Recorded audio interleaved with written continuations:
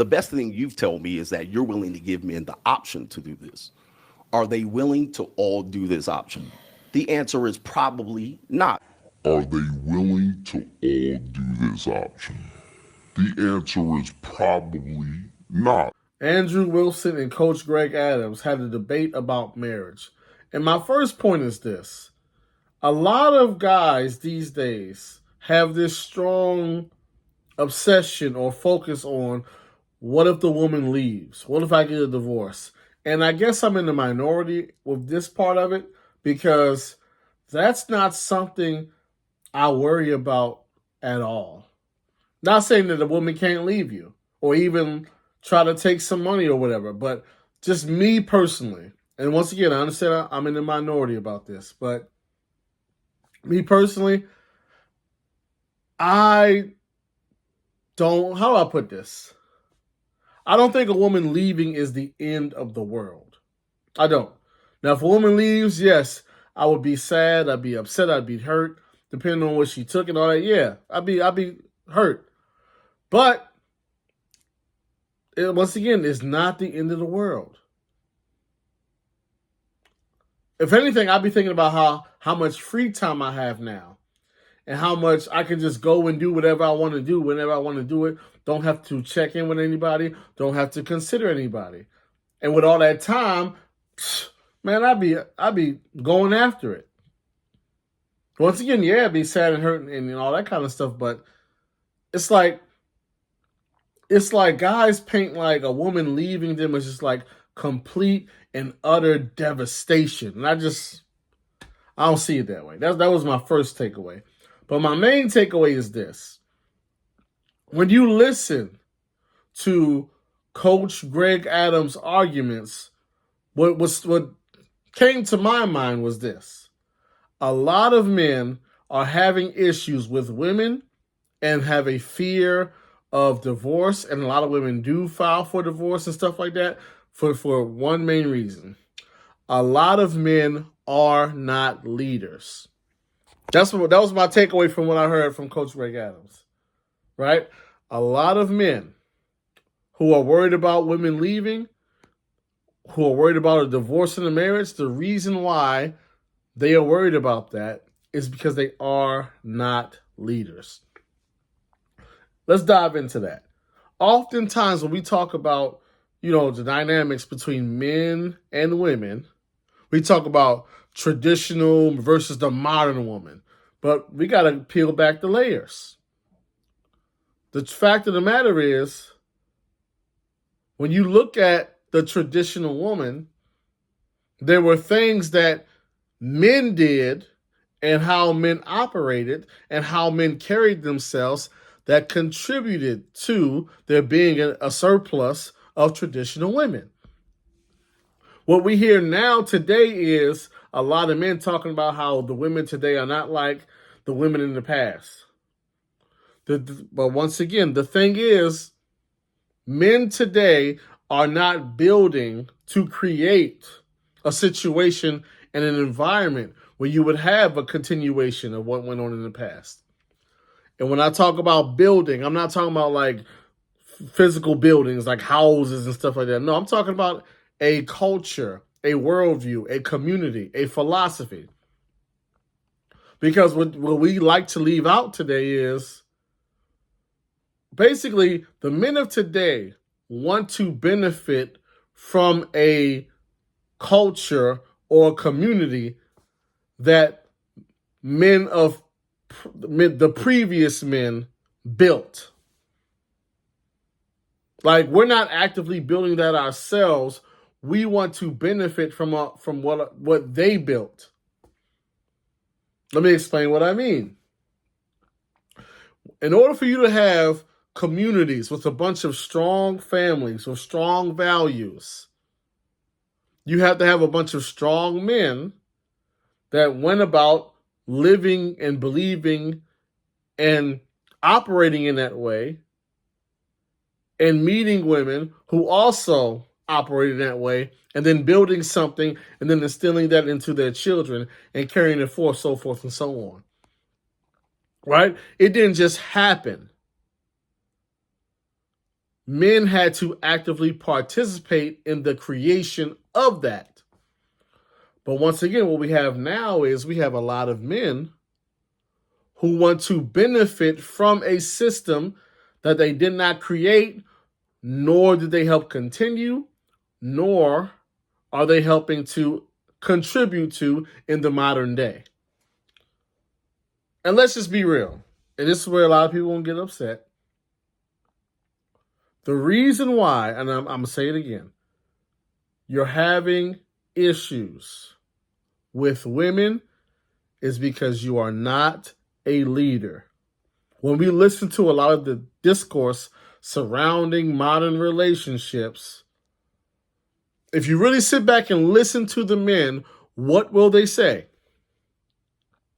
They will say that they got all these standards and ethical parameters and moral requirements that they want to place onto women.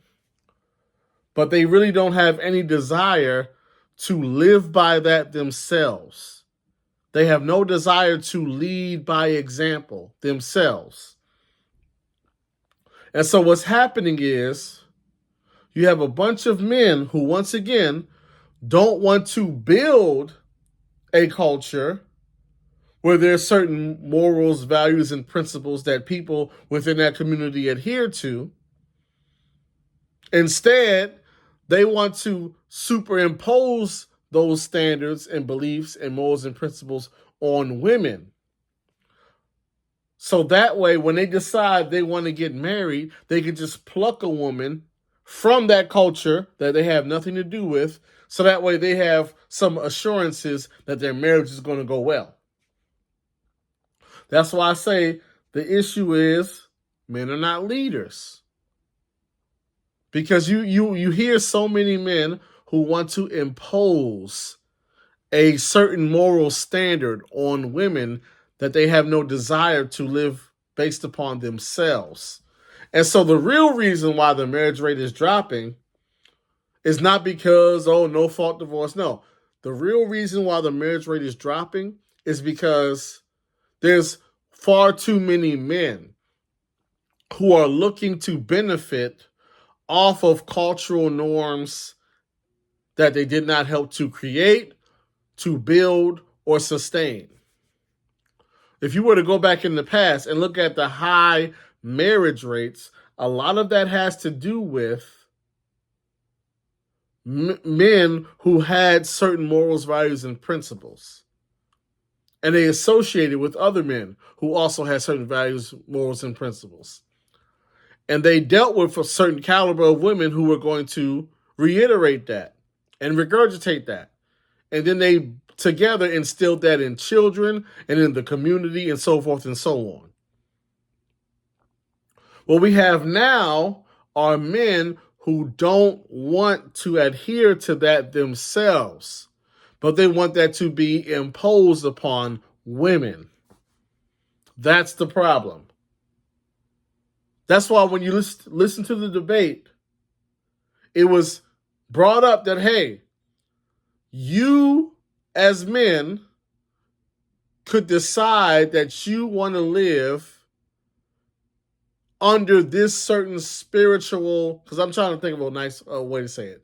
Basically, you could, as a man, decide that it makes sense for you to subscribe to a certain religious belief.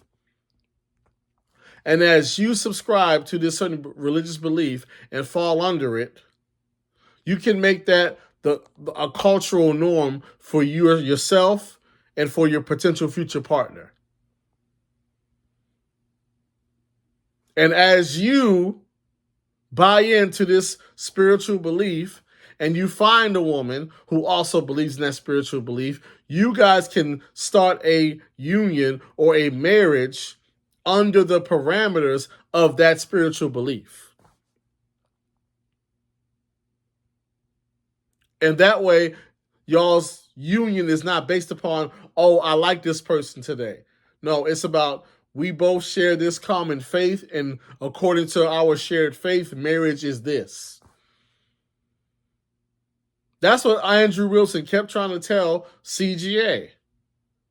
Listen, there's groups of people who have far less marital issues. And it just so happens that those people also have a unifying spiritual belief that they both ascribe to. CGA's response was, these men are not going to do that. It's like, well, okay, so then what does that mean? That means that a lot of these men today, they want to benefit, once again, from cultural norms, standards, and practices that they do not believe in, that they do not contribute to, and that they are not helping to move forward. They want somebody else to come in and impose these standards on women that they're not going to adhere to themselves. A lot of us want the type of family structure that our grandparents and great-grandparents had, but we don't want to live from the moral code that our great-parents lived on. It's really that simple. And so a lot of men are struggling with marriage and divorce because they are not leaders. Meaning, in the simplest form, if you want a particular family structure and you want certain morals, values, and principles to be the base of your family, that has to start with you. You have to lead the way on that. That has to be the way that you lead your life. And then you incorporate a woman into what you are already doing, who also shares common beliefs as you.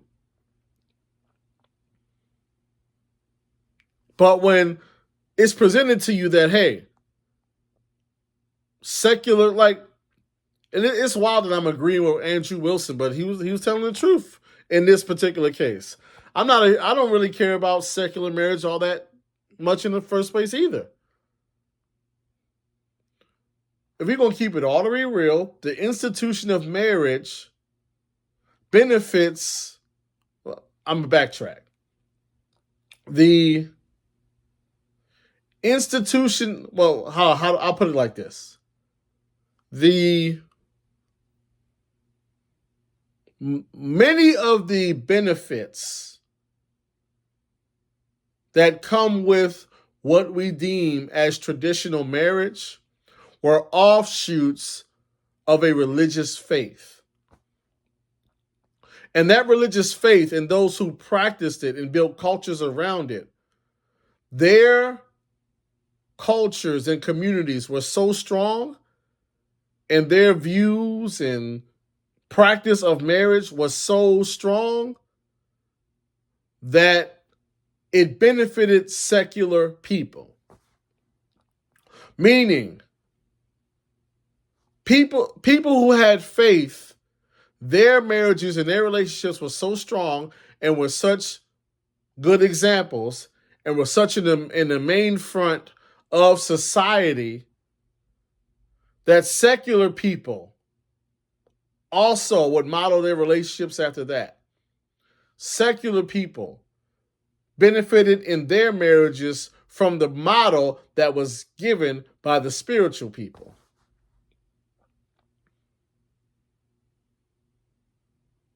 That's basically what's been going on. A lot of the stuff that guys are looking for in a wife comes from religious beliefs, practices, and ideals. Like when you listen to a lot of guys describe what a wife is, they're describing a wife based loosely on biblical terms. The reference point that a lot of people have for what's a good husband, what's a good wife, what's a good marriage, their reference point is the Bible even if they don't know it. And so that's the issue. You are looking for a biblical version of a husband, a biblical version of a wife, a biblical version of a marriage. But you yourself are not a believer. And you don't want to adhere to what it says about your role. You just want to impose the other role onto the other person. And it don't work like that. You want the outcome, but you don't want to create the outcome. You want a biblical wife, but you don't want to be a biblical husband. You want a biblical husband, but you don't want to be a biblical wife. That's the problem. And so once again, this goes to the point of the video. The reason why a lot of men have issues with finding wives and keeping wives is because they're not leaders. Because truth be told, the wife that a lot of you want, a lot of her qualities come from the biblical understanding of what a wife is. But you don't want to be the biblical understanding of what a husband is. The moral standard that you want to hold this woman to is not a standard that you have a desire to live by. So you can't lead a woman to a place that you're not going. That's the problem. And you guys are going to continue to have issues until you become leaders and be what you want to see.